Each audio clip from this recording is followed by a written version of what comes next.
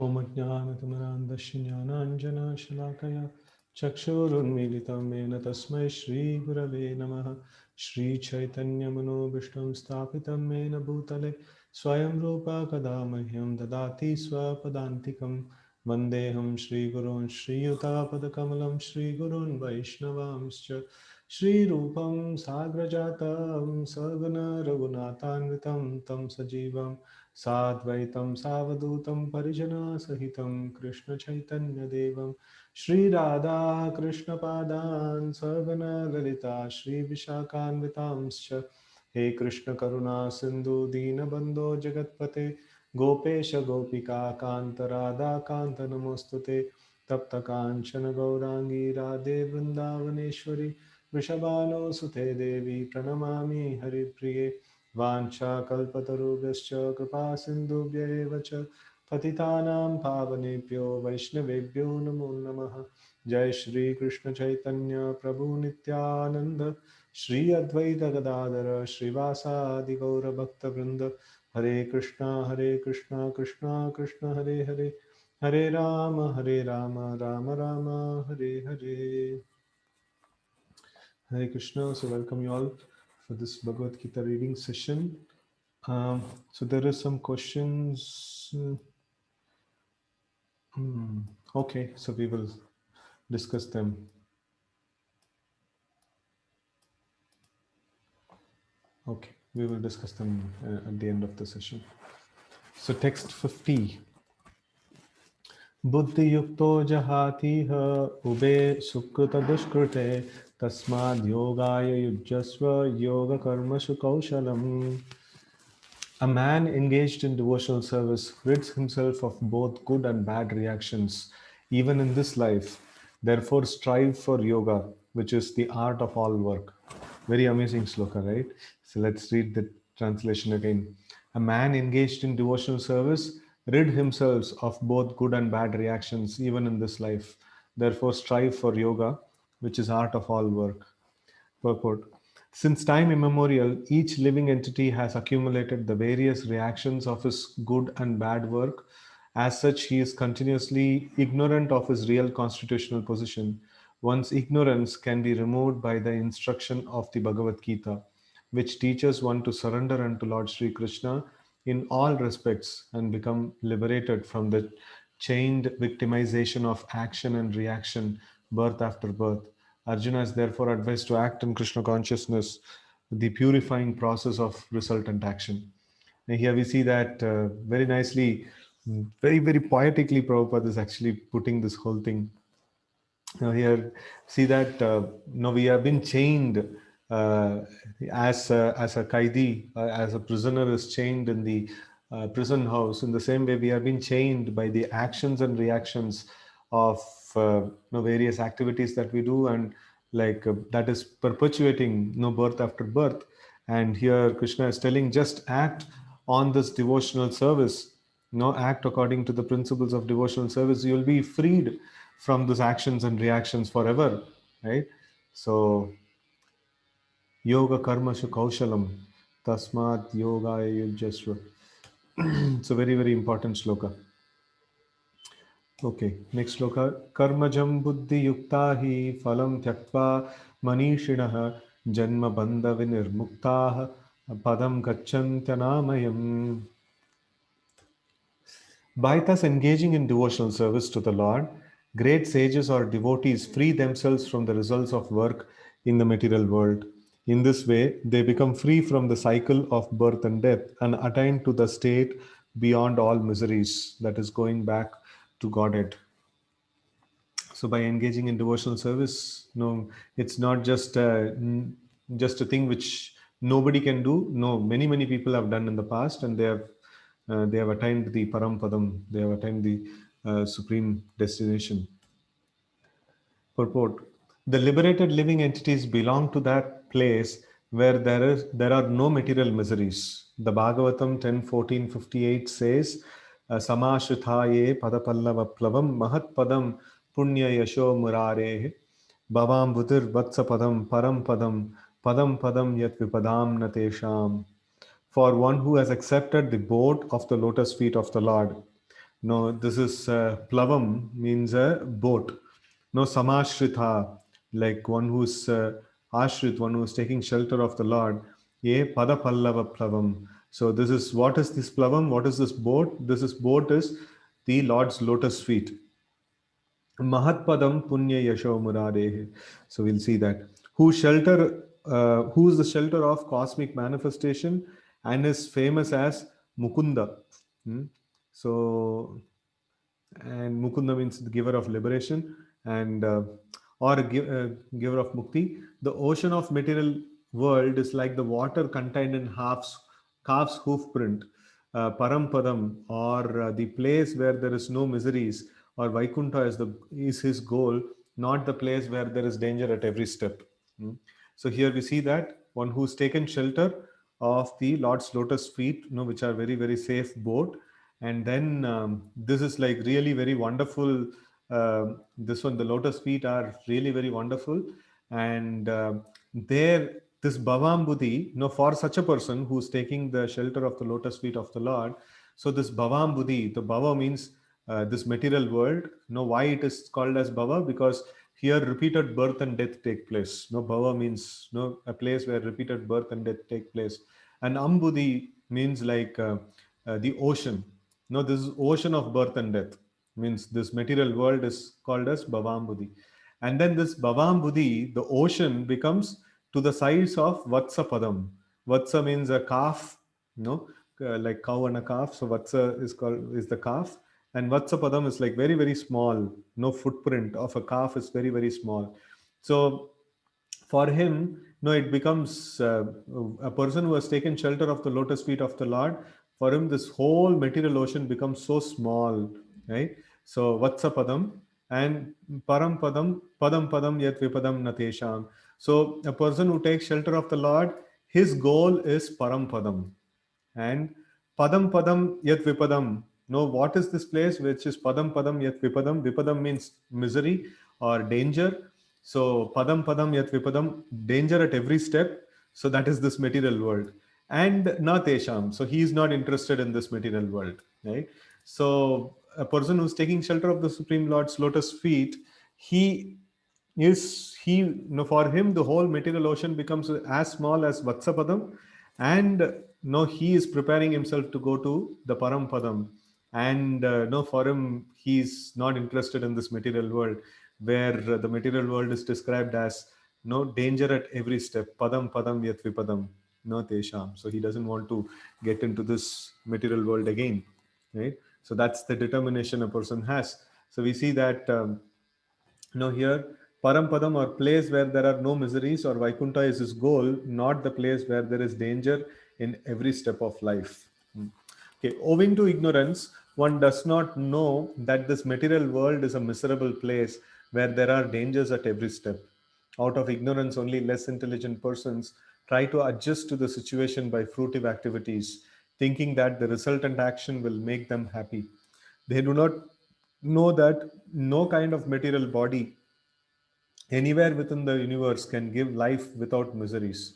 The miseries of life, namely birth, death, old age, and disease, are present everywhere within the material world.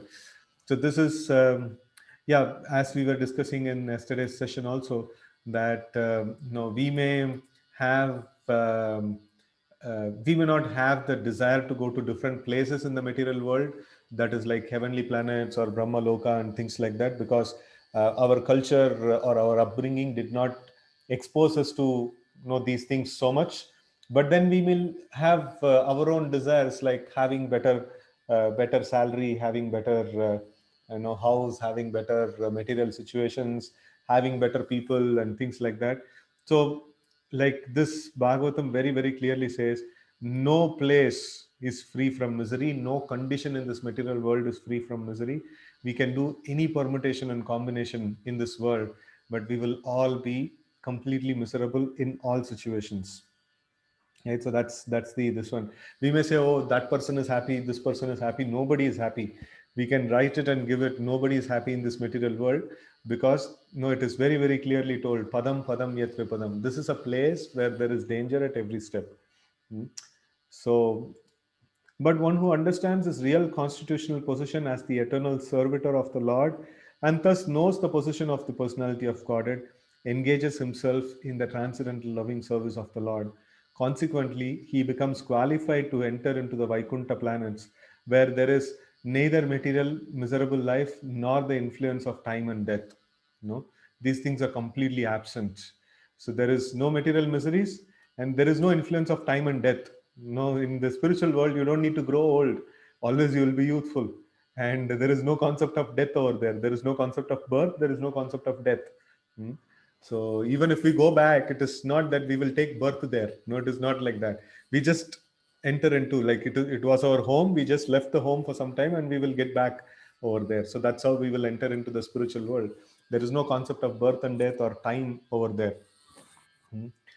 Okay, to know one's constitutional position means to know also the sublime position of the Lord. One who wrongly thinks that the living entity's position and the Lord's position are on the same level is to be understood to be in darkness and therefore unable to engage himself in the devotional service of the Lord. He becomes a Lord himself and thus paves the way for the repetition of birth and death. But one who, understanding that his position is to serve, transfers himself to the service of the Lord, at once becomes eligible for Vaikuntha Loka. Service for the cause of the Lord is called Karma Yoga or Buddhi Yoga, or in plain words, devotional service to the Lord. So here Prabhupada is actually equating the Karma Yoga with devotional service. So devotional service means Bhakti Yoga and Karma Yoga is different. So why Prabhupada is equating? No, if we can do our activities and then dovetail the results of our activities in service of the Lord, and if we can actually do everything for the pleasure of the Lord, even our material duties, so the end results, if it can be offered to the Lord, it's some kind of devotional service. No, it can be treated as some kind of devotional service. The traditional Karma Yoga, no, it doesn't offer this facility. It says, like even without doing everything for pakka service of the Lord, still we can follow some kind of Karma Yoga, wherein a lot of swartha, lot of self-interest is there. But then if we do the activities, like if we get up early in the morning, we chant our rounds, we do arati for the Lord, and then we follow various activities that needs to be done for our livelihood and things like that, and offer everything as a service of the Lord and maintain the family as being the Lord as the master of the family and things like that. So then we can actually say that that kind of a karma yoga, it is like it is equivalent to devotional service, and Srila Prabhupada wants that kind of karma yoga to be performed, right? So it's essentially a devotional, it's essentially a bhakti yoga actually. So it has lost all its color of karma yoga if you do it everything for the pleasure of the Lord. Okay, text 52. Yada te moha kalilam buddhir vyatitarishyati tada ghantashi nirvedam shrotavyasya shrutasya cha. When your intelligence has passed out of the dense forest of delusion, you shall become indifferent to all that has been heard and all that is to be heard. So, very, very nice sloka. Krishna is telling that once you have come out of this dense forest of delusion, it's like the illusion or delusion in this material world is so dense, like so much of what is that, it actually binds us through relationships, it binds us through so many different things of this material world, and it's all temporary designation. Our original designation is we are servant of Lord, and this material world keeps us bound by so many different names and different titles and things like that. You are this, you are that, and it's very, very difficult for us to relate with the Lord. That's our original relationship. So it is like we have entered into a drama team, and then we are putting up different dramas, and then after some time we have forgot what is our original position is, what is our original role is, and we got so much involved in the dramas, where we are seeing that actors one by one, the actors are leaving and new actors are coming inside, but still, like, we think that, oh, this is real and this is what is my life is all about, but actually this is all drama. Like, all that is happening is drama. Like, we see that, like, there are so many people around us who were there before. They are there, not there now. And after some time, some more people will leave also, us. And then after some time, we will also leave. No, one day, like, from this world, we will also die and go. But this drama is so realistic that it is binding like anything. It is binding like anything. And that's why Krishna is mentioning here, when your intelligence has passed out of the dense forest of delusion, you shall become indifferent to all that has been heard and all that is to be heard. So all that material things, whatever material things are there, that all becomes, completely, we will become indifferent to it, right? Purport. There are many good examples in the lives of great devotees of the Lord, of those who became indifferent to the rituals of the Vedas simply by devotional service to the Lord. When a person factually understands Krishna and his um, relationship with Krishna, he naturally becomes completely indifferent to the rituals of fruitive activities. Even though an experienced Brahmana, Sri Madhavendra Puri, a great devotee and acharya in the line of devotees, says, so this Madhavendra Puri is the spiritual master of Ishvara Puri, who was the spiritual master of Lord Chaitanya, right? So he is the grand spiritual master of Lord Chaitanya, and he is considered to be a very, very great personality. So of very high stature of realization, very high stature of advancement in bhakti. So when Madhavendra Puri, he was visiting Vrindavan. So Krishna personally used to bring milk for him, and he used to serve Madhavendra Puri. So Madhavendra Puri is really, really very amazing, great personality. And here we see, his meditation.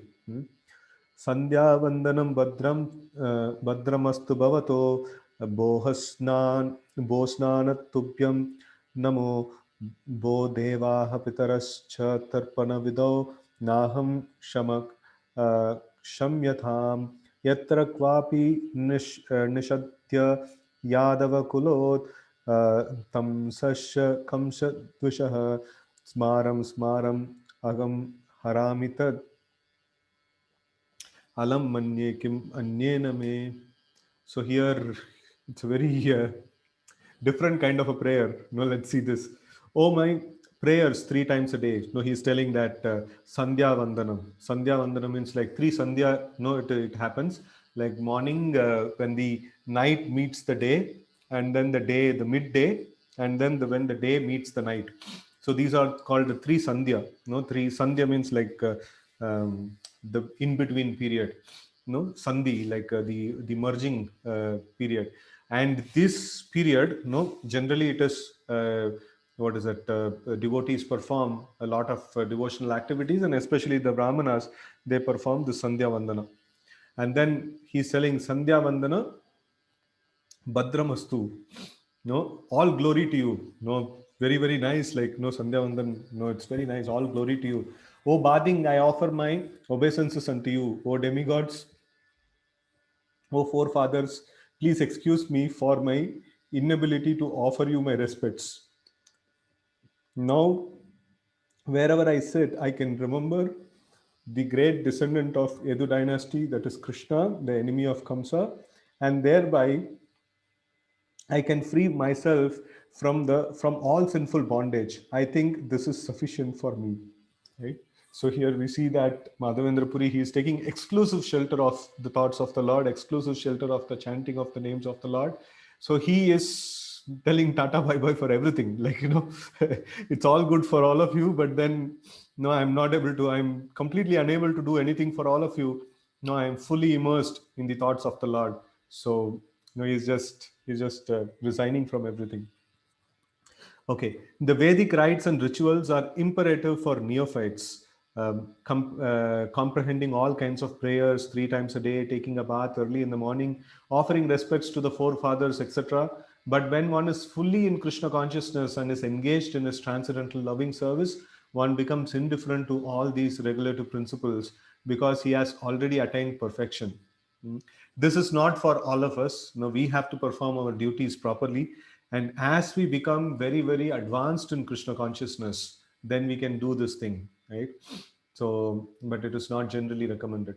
If one can reach the platform of understanding by service to the Supreme Lord Krishna, he has no longer to execute different types of penances and sacrifices as recommended in the revealed scriptures. And similarly, if one has not understood that purpose of the Vedas is to reach Krishna and simply engage in the rituals, etc., then he is uselessly wasting time in such engagements.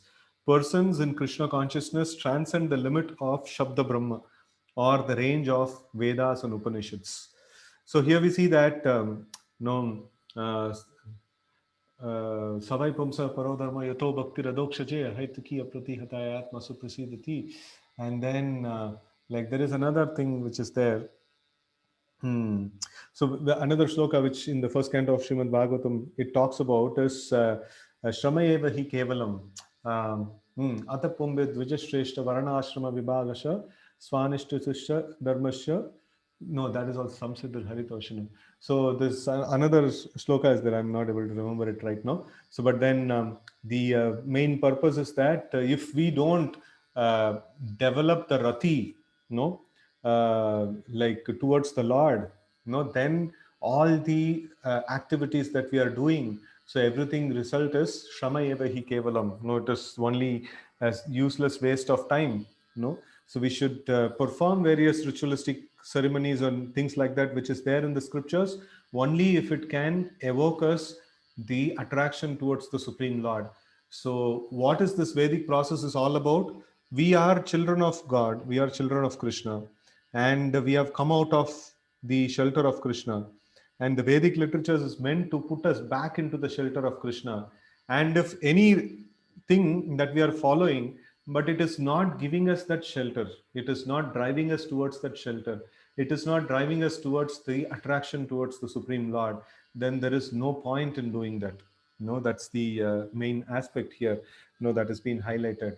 And in fact, there is a very nice shloka which talks about the rules and regulations of the scriptures, which says that um, okay, I'll remember in some time. I'll tell. So here we see another important aspect here. The persons in Krishna consciousness transcend the limit of Shabda Brahma or the range of Vedas and Upanishads. So range of Vedas and Upanishads, that's the basis on which we are doing all our devotional service. So how can we go beyond that also? Yes, no, as I had mentioned in the this one in the Krishna book, we see the last but one chapter. We have this chapter of the prayers by the personified Vedas. The Vedas in their personified form, so they are offering prayers to Krishna, and they are telling, we cannot understand you, Krishna, like no, you are beyond our capacity to understand. So that is the Vedas, and that is the Vedas we are trying to take help to go towards Krishna. So Vedas can only direct us towards Krishna, and Krishna has to give us the understanding of himself, and it is not possible for anyone to have the complete understanding of Krishna. So that is the main aspect. So that is why, like, we cannot understand Vedas, we cannot understand Krishna through Vedas. No, we have to understand that we have to approach Krishna and offer prayers, and Krishna will bestow that knowledge upon us, right? So Krishna will bestow that understanding upon us, and everything is of that nature. So in that way, like Vedas act as a transparent via medium for between us and the Supreme Lord. So Vedas means primarily we are talking about Bhagavad Gita and Srimad Bhagavatam. So they are non-different from the Lord. So it is not like any ordinary, Bhagavad Gita is not like any ordinary scripture, or even among scriptures. No, Bhagavad Gita is not an ordinary thing. And even among scriptures, Bhagavatam is not an ordinary thing. They are non-different from the Supreme Lord. So they can bestow the knowledge, understanding, and devotion upon us, because they are directly Krishna themselves. These words that we are reading, it is a direct experience of Krishna that we are having now. So it is not different from Krishna. So because we are completely contaminated, till the time the purification happens, purification of heart happens, we will not be able to experience Krishna. But the moment the final layer of dirt, that is cleared off from our heart, we will be able to experience Krishna in these very same words, what we are reading now. These very same words are the experience of Krishna. We can experience Krishna through this, right?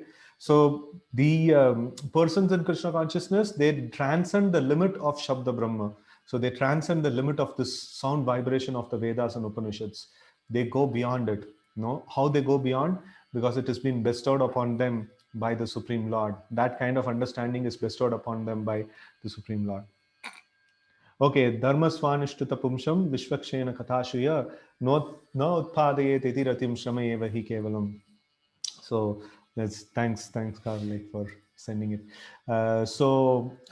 In this way we can see that if we don't develop the rati or attraction towards the Supreme Lord, all that we are doing in the name of devotional service or any rituals is all just simply a waste of time, right?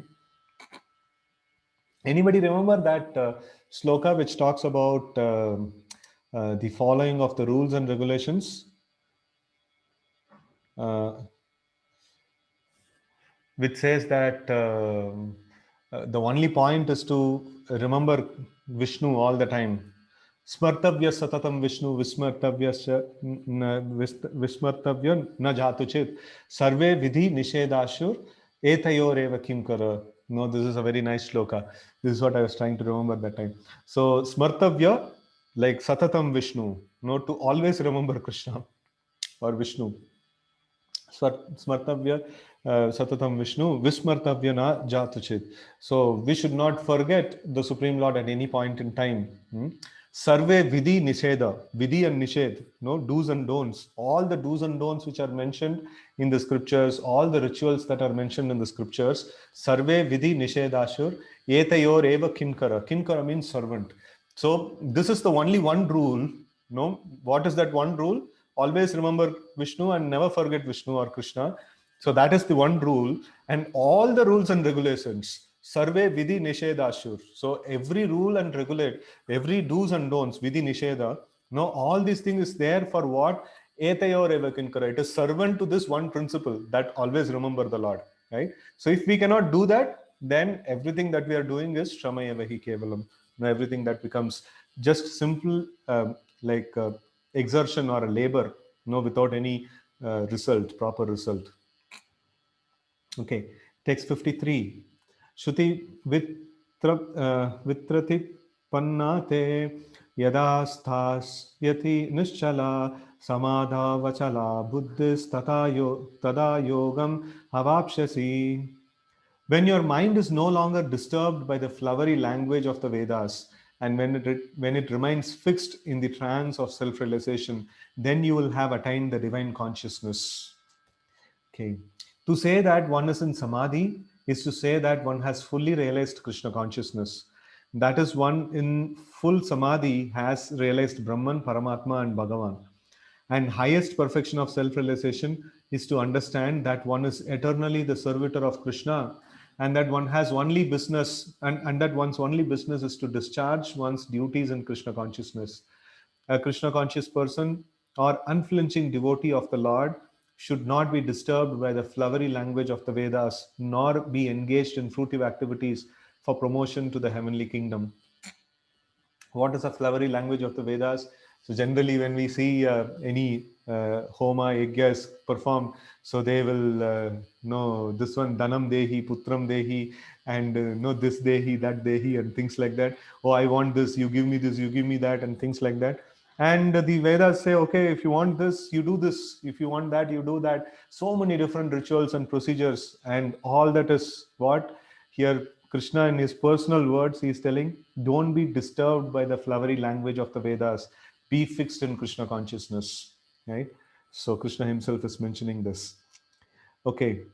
In Krishna consciousness, one comes directly into communion with Krishna, and thus all directions from Krishna may be understood in that transcendental state. One is sure to achieve results by such activities and attain conclusive knowledge. One has only to carry out the orders of Krishna or his representative, the spiritual master. Very amazing. This one, no conclusion is given. So either directly we have to follow Krishna, and that is difficult. So we have to follow the direction given by the spiritual master. In that way we can execute the order of Krishna. Text 54.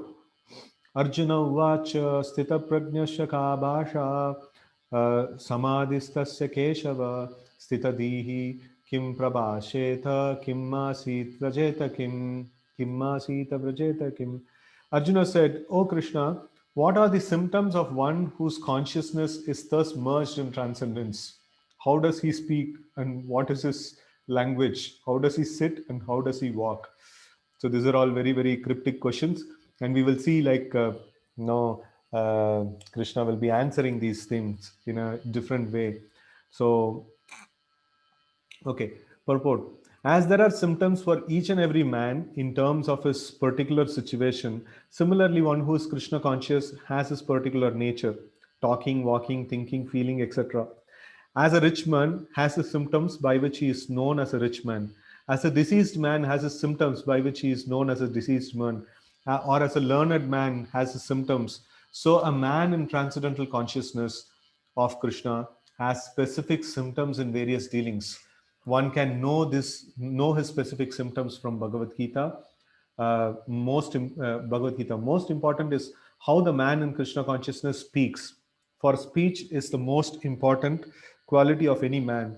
It is said that a fool is undiscovered as long as he does not speak, and certainly a well-dressed fool cannot be identified unless he speaks.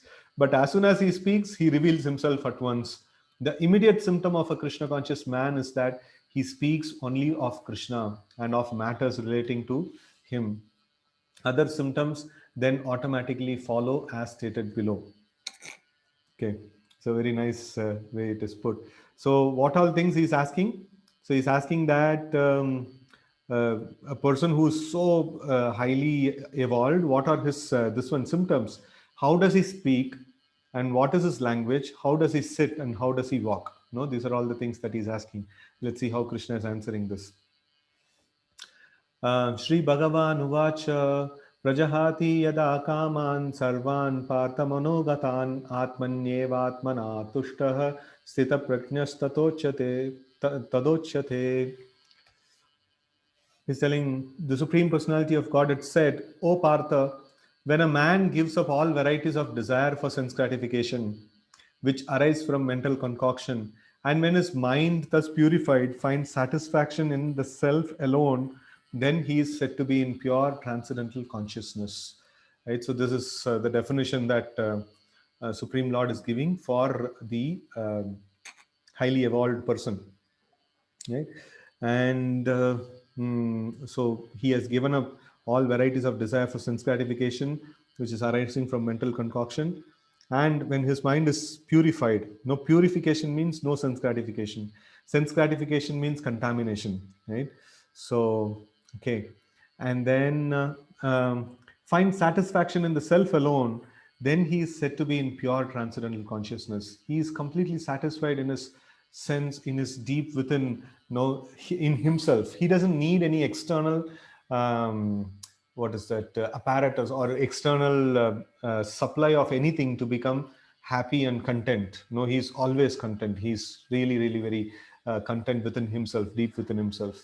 So such is a person which is called as Sthita Prakya, a person who is transcendently situated. Okay.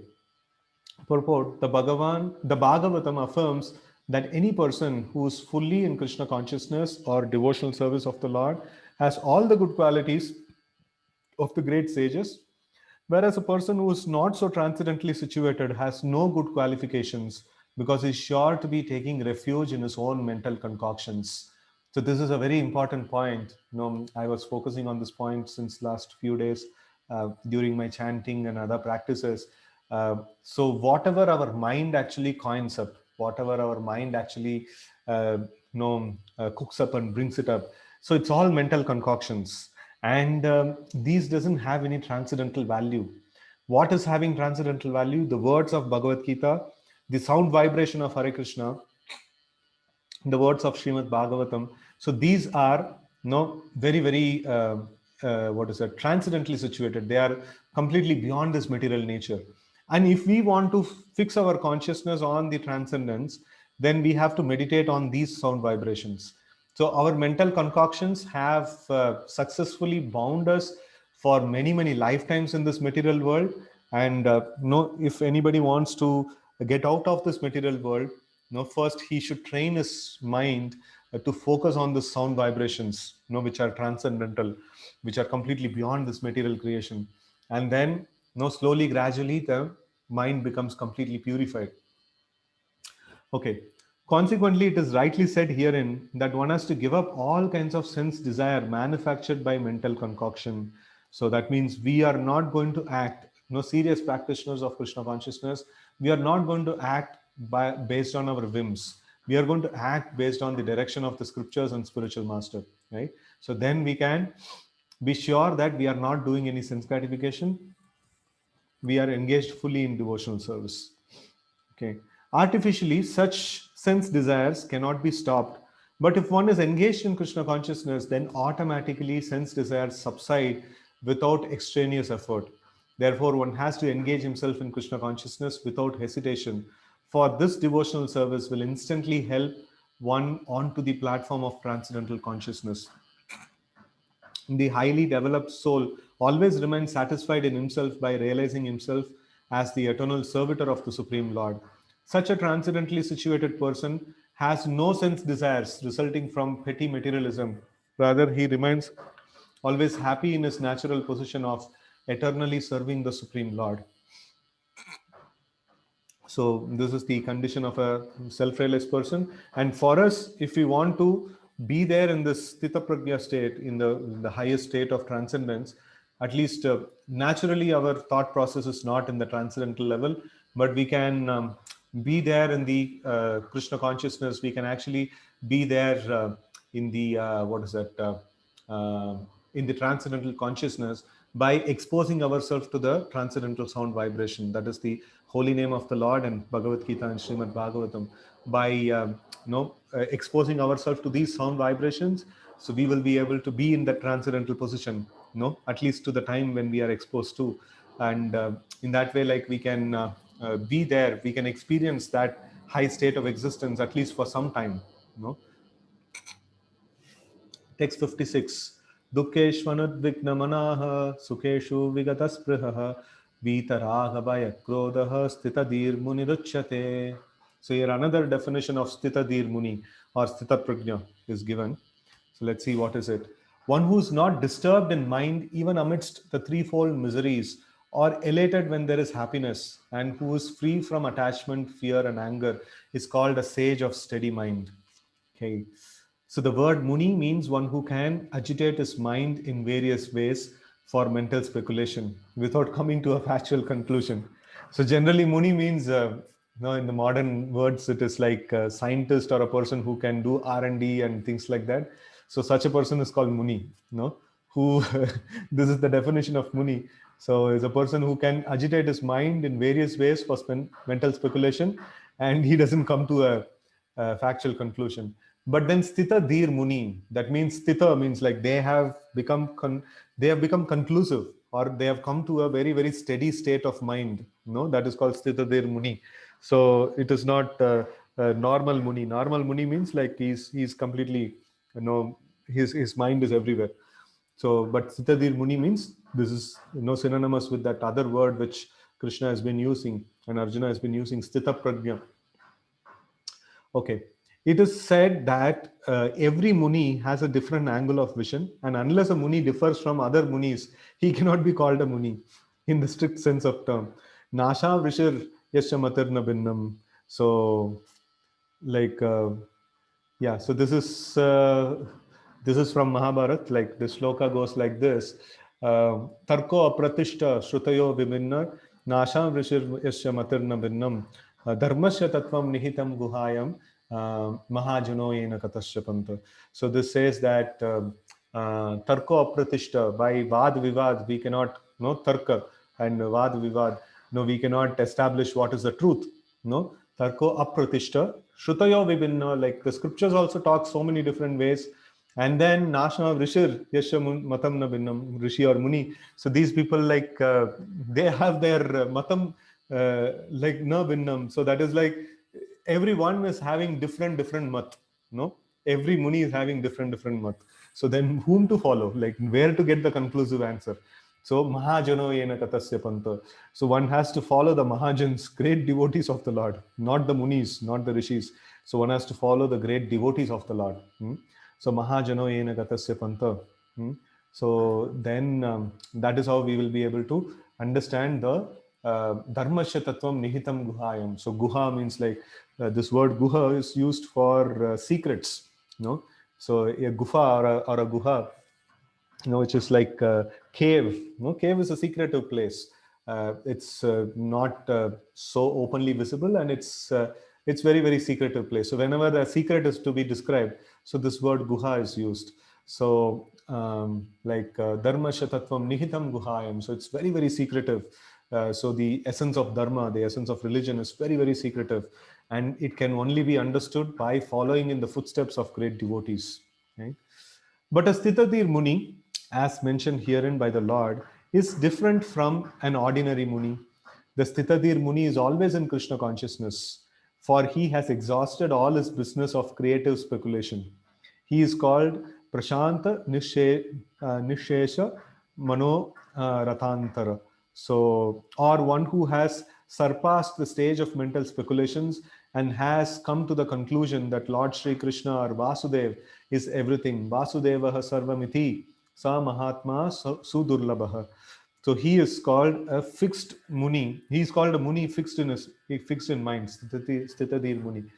Such a fully Krishna conscious person is not at all disturbed by the onslaughts of the threefold miseries, for he accepts all miseries as the mercy of the Lord, thinking himself only worthy of more trouble due to his past misdeeds. And he sees that his miseries, by the grace of the Lord, are minimized to the lowest. So we have this shloka from Srimad Bhagavatam, which talks about mm, which talks about this principle that if a devotee, he faces all the difficulties of the life as a blessings of the Lord, saying that okay, no, I have done so many lifetimes, I have done so many sinful actions. No, I have to suffer more and more, for the sinful actions that I have performed. So then, Krishna is very merciful that he has given me only so less, to suffer. And in this way, a person who is having this kind of an outlook of life, for him, getting back to the spiritual world becomes dayabak. The getting back to spiritual world becomes a rightful claim. Just like a son, he just have to live to get the possession of his father. His father's possession becomes his rightful claim after the time of his father. So in that way, that's called dayabak. So in the same way, if a person suffers the miseries of the life, anticipating that one day I will get the mercy of the Lord, one day I will be able to get the mercy of the Lord. In that way, when he's anticipating in that way, and he's performing devotional service, without complaining any miseries of life, so then for him, getting back to the spiritual world becomes a rightful claim. Okay. So similarly, when he is happy, he gives credit to the Lord, thinking himself unworthy of the happiness. So he takes all ownership of suffering on himself, and he gives all credit of happiness to the Lord. So materialistic people do exactly the opposite. Whenever there is happiness, they will say like, no, it's all because of my hard work, I got this happiness and very nice situation. And when something goes bad, why the Lord is giving me so much of trouble, why the Lord is giving me so much of pain, why this is happening in my life, why that is happening in my life, all those things, they will ask. So but a devotee is completely opposite. He says that when miseries come, oh, I must have performed even more sins. No, Krishna is very merciful, he is giving me only so less punishment. And when there is happiness, he tells, oh, no, my Lord is very very merciful, that I don't deserve any happiness. The very reason I'm there in the material world, I have boycotted the Lord. I have I have closed the door in the face of the Lord. So that's how I have did with the Lord. And then no, he's still giving me some happiness, he's still giving me some good things in my life. So he's very very merciful. No, I don't deserve these things. No, I'm supposed to be like much more like put into misery and trouble. So but the Lord is very very merciful to me. So that's the attitude a devotee has. Okay, so credit to the Lord, thinking himself unworthy of the happiness, he realizes that it is due only to the Lord's grace that he is in such a comfortable situation and able to render better service to the Lord. And for the service of the Lord, he is always daring and active and is not influenced by the attachment or aversion. Attachment means accepting things for one's own sense gratification, and detachment is the absence of such sensual attachment. But one fixed in Krishna consciousness has neither attachment nor detachment because his life is dedicated in the service of the Lord. Consequently, he is not at all angry even when his attempts are unsuccessful. Success or no success, a Krishna conscious person is always steady in his determination. So, very, very amazing and powerful shloka, right? So, this is having a lot of things to meditate upon. So, all of us probably like you are all in better position. Like, I also go through the sufferings of these things, sometimes that success and failure and whatever I have planned for, if it is not happening, we'll feel some sadness and distress and things like that. But that can actually show us that we are not yet fully Krishna conscious. If we are fully Krishna conscious, we will be steady in our determination. Nothing of this world can actually waver a person, waver a pure devotee of the Lord, a person who's fully Krishna conscious, right? So, okay, next sloka is small, we can cover. Yah sarvatra न विष्णेः तत्तत् प्राप्य शुभाशुभं नाभिनन्दति न द्वेष्टि तस्य प्रज्ञा प्रतिष्ठिता. In the material world, one who is affected by whatever good or evil he may obtain, neither praising it nor despising it. Okay, one who is unaffected. Okay, in the material world, one who is unaffected by whatever good or evil he may obtain, neither praising it nor despising it, is firmly fixed in perfect knowledge. So even despising, even telling, okay, like I'm not affected by this bad things that are happening in my life, but no, I am contemplating about it. Why did it happen?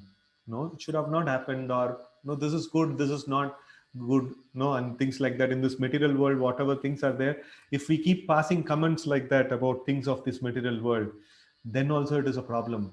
Our mind is supposed to contemplate on the Supreme Lord, and but unfortunately it is contemplating on some good or bad of this world. Both good or bad of this world is like it's like sometimes it is called, good is called as the wet waste and the bad is called the dry waste. Both are waste actually, right? So Krishna consciousness is the ultimate good, and all the material good and material bad are all bad only. So both of them doesn't have any good standing. Okay, so one has to neither praise it nor dispraise it. So we should know, for example, uh, very, very serious practitioners of Krishna consciousness, if something is the politics, we see that always something, somebody is doing something, all the time. So there is no end to it. So we should not saying that, oh, this person is doing so nice, or this person is like, you see, like, no, he's, he did such a useless thing, and he's suffering now. And we should not pass any comments like that. So neither praising it nor dispraising it. And when we come to that kind of a stage, then we can be firmly fixed in perfect knowledge, right? Okay. Purport. There is always some upheavals in the material world, which may be good or evil. One who's not agitated by such material upheavals, who's unaffected by good and evil, is to be understood to be fixed in Krishna consciousness. As long as one is in the material world, there is always a possibility of good and evil because this world is full of duality. But one who is fixed in Krishna consciousness is not affected by good and evil because he is simply concerned with Krishna, who is all good, absolute. Such consciousness in Krishna situates one in perfect transcendental position called technically samadhi. Right? Okay. So we will pause here. If there is any questions that can be put forward.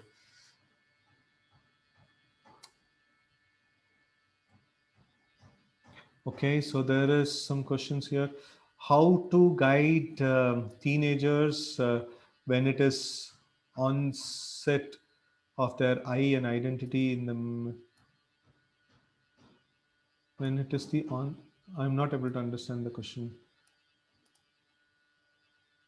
Hare Krishna, Prabhuji.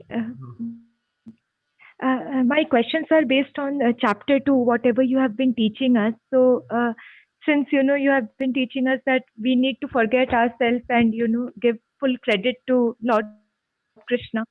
So, how to communicate these things to a teenager? Because when it is just the onset of their I have a teenage daughter at home, Mm. and I can see that change in her. She started identifying herself with the world, which was not so 2 years ago or a year ago. And if I come This up with this is, concept, yeah, yeah, how this to, is very nice. This one. No, one thing that we have to understand is to come to this point of understanding what we are discussing now. That itself is a very it's not a starting step, because after many stepping stones and after a lot of punya a person actually accumulates, so one gets to this kind of point. So first is that we should not try to curtail it, whatever they are doing. So if we try to too much correct them, then they will start hating the parents and they will not listen to them at all. So first is like feeding prasadam and then encouraging them to chant a little bit and things like that. So in that way, it is good. And they should never feel that if I go and tell this thing to my parents, they are going to give me gyan. They are going to give me so much of upadesh and things like that. Oh, I'm fed up with all those things. I should not go and tell anything to my parents. That's what happens in many homes, where parents become the enemies of the children, especially when the children cross the teenage time. So there is a lot of changes and they are exploring the world in a different way, and which is very difficult for us to comprehend. So sometimes you have to just be an observer and guide them in a way that they can take it in the quantity which they can take it. So it is very, very difficult to steer them at this point in time when they have just got freedom into their life. So it is very, very difficult. So we should not try to control them too much. If we try to control them too much, then we will lose them. So we have to be very careful in that aspect, and we should not become an enemy of them. One standard point which always I tell is that we should try to imagine ourselves that if anything happens in their life, will they treat us as a friends? Actually, when they come into teenagers, the parents should no should give up their position as parent, and they should become a friend. And will they are they treating me as a friend? Are they are they sharing things with me as a friend, and all that they can share with the friends outside, no, are they able to try share it with me? So if that is happening, then we are safe. Then the children are safe, right? Otherwise we have lost them. No, we have maybe they are just staying in our home, but we have lost them. We will not be able to guide them. So it is dire dire, and we have to create sukruti. We have to understand how the spiritual process works. Spiritual process doesn't work by the way of me telling something to somebody. So it works based on Sukruti. So Sukruti develops by the way of chanting the Hare Krishna mantra, by the way of honoring Prasadam. Now Deepdan is there in the Kartik month. We are doing Deepdan. No Tulsi worship and watering Tulsi. These things will give them Sukruti. And if the Sukruti is built, no, we should be satisfied. Someday they will understand this point.